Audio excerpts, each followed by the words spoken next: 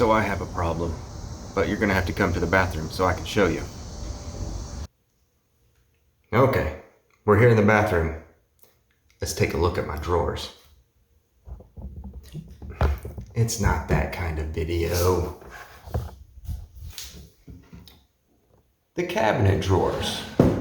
So these cabinets have been in use for about 16 years. Thousands and thousands of times in and out. Over time, this screw hole has just worn loose and the screw's fallen out. Time to replace it. We're gonna need a few parts to fix this. Toothpick, the screw that fell out, screwdriver, and some wood glue.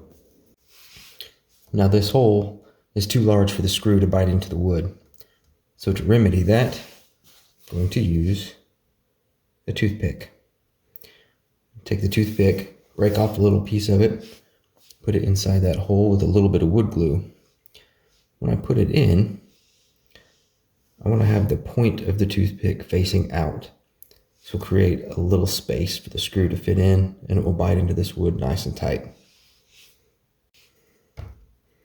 Just a touch of wood glue, not too much. That will keep it tight. And tighten it up.